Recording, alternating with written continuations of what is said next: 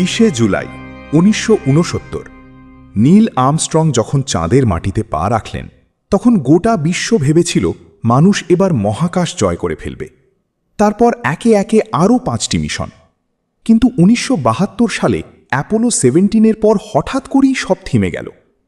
বিগত 53 বছর ধরে নাসা কেন আর কোনো মানুষকে চাঁদে পাঠায়নি?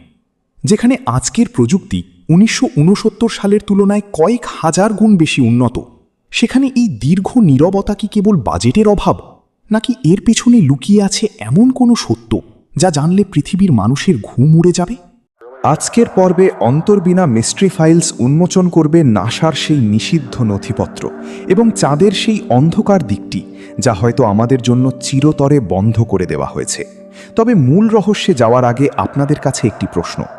চাঁদের বুকে নীল আর্মস্ট্রংয়ের পায়ের ছাপ আজও কেন একদম অক্ষত অবস্থায় আছে, যেখানে পৃথিবীতে কোনো কিছুই কয়েক দিনের বেশি টিকে থাকে না? এর পেছনে কি কোনো বৈজ্ঞানিক কারণ, নাকি চাঁদ আসলে অন্য কিছুর তৈরি? উত্তরটি জানতে ভিডিওটি শেষ পর্যন্ত দেখুন। The signals we intercepted weren't glitches. They were structured communications. Apollo 17 ছিল চাঁদে মানুষের শেষ পদচিহ্ন। কমান্ডার ইউজিন সার্নান যখন শেষবার চাঁদের মাটি ছেড়ে আসছিলেন তখন তার কণ্ঠে এক অদ্ভুত বিষণ্ণতা ছিল। নাসা কেন হঠাৎ করে অ্যাপোলো 18, 19 এবং 20 মিশনগুলো বাতিল করে দিল? They told the world it was about the budget. But we know the truth. We didn't stop going to the moon because we ran out of money. We stopped because official রিপোর্টে বলা হয় budget সংকট, কিন্তু পর্দার আড়ালের গল্পটা ছিল ভিন্ন। কিছু লিক হওয়া অডিও ফাইল থেকে জানা যায়, NASA, this is Apollo 11. We are under attack. They are here. The creatures from the moon. We need immediate extraction. চাঁদের বুকে মহাকাশচারীরা এমন কিছু দেখেছিলেন যা তাদের নিরাপত্তার জন্য হুমকি হয়ে দাঁড়িয়েছিল। চাঁদের দিগন্তে কি সত্যিই কোনো অদ্ভুত আলো দেখা গিয়েছিল? কেন অনেক মহাকাশচারী ফিরে আসার পর চাঁদের অভিজ্ঞতা নিয়ে মুখ খুলতে ভয় পান? তাদের চোখে কি ভয় ছিল, নাকি তারা কোনো গোপন চুক্তিতে আবদ্ধ হয়েছিলেন? নাসার অফিসিয়াল রেকর্ডের বাইরে এমন কিছু অডিও ফাইল লিক হয়েছে যা শুনলে গায়ের লোম খাড়া হয়ে যায়।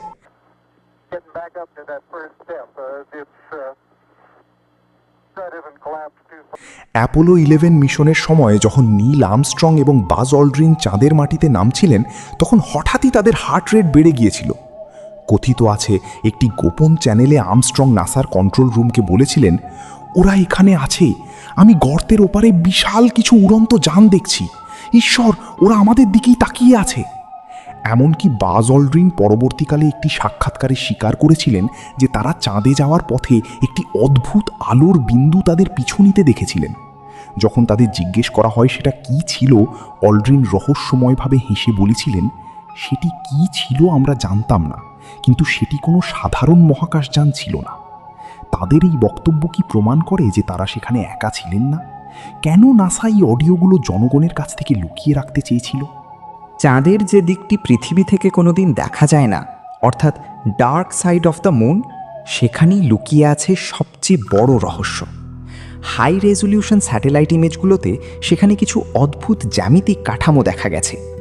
এগুলো কি কেবল পাহাড়ের পাথর, নাকি প্রাচীন কোনো স্থাপত্য? কিছু ছবিতে পিরামিড সদৃশ বিশাল টাওয়ার এবং গম্বুজাকৃতির বস্তু দেখা গেছে, যা কোনোভাবেই প্রাকৃতিকভাবে তৈরি হওয়া সম্ভব নয়।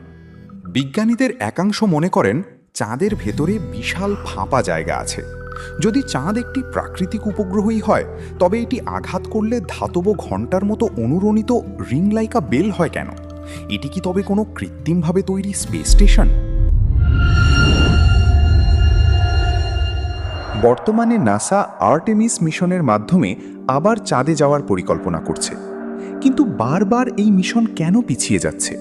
কেন নাসা বলছে যে তাদের কাছে 1969 সালের সেই প্রযুক্তি আর নেই, বা সেই ব্লুপ্রিন্ট হারিয়ে গেছে? এটা কি বিশ্বাসযোগ্য? পৃথিবীর শ্রেষ্ঠ মহাকাশ গবেষণা সংস্থা তাদের সবচেয়ে বড় সাফল্যের নথিপত্র হারিয়ে ফেলবে? নাকি নাসা আসলে চাঁদে যাওয়ার জন্য নতুন কোনো প্রতিরক্ষা ব্যবস্থা তৈরি করছে? তারা কি জানে যে সেখানে গেলে আবার সেই অজানা বাধার সম্মুখীন হতে হবে? কেন এলন মাস্ক বা জেফ বেজোসের মতো ব্যক্তিরাও চাঁদের চেয়ে মঙ্গল গ্রহ নিয়ে বেশি আগ্রহী? তারা কি জানেন চাঁদে মানুষের প্রবেশ নিষিদ্ধ?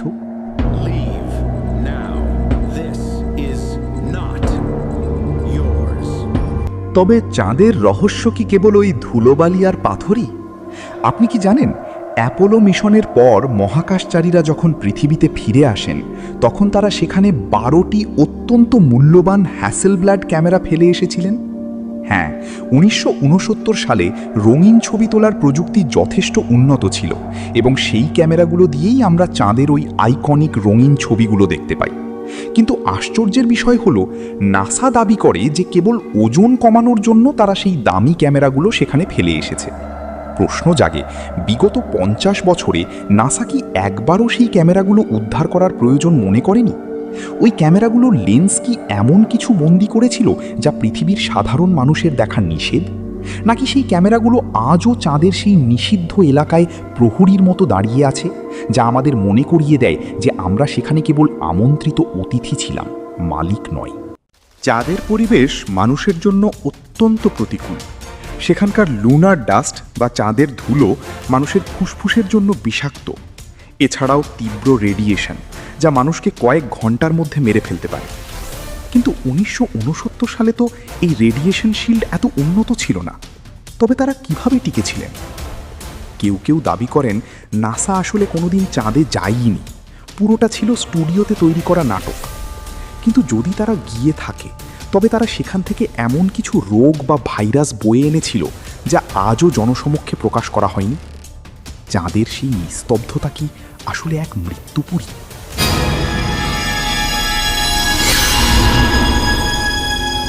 গ্যারি ম্যাকিনন নামক একজন হ্যাকার একবার নাসার কম্পিউটার হ্যাক করে নন টেরেস্ট্রিয়াল অফিসার্স বা পৃথিবী বহির্ভূত কর্মকর্তাদের একটি তালিকা পেয়েছিলেন।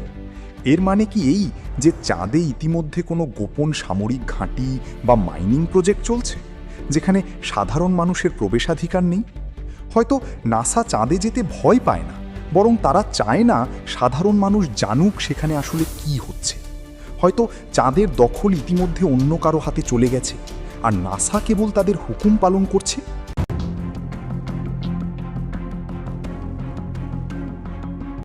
ভিডিওর শুরুতে আমি প্রশ্ন করেছিলাম, নীল আর্মস্ট্রংয়ের পায়ের ছাপ কেন আজও অক্ষত?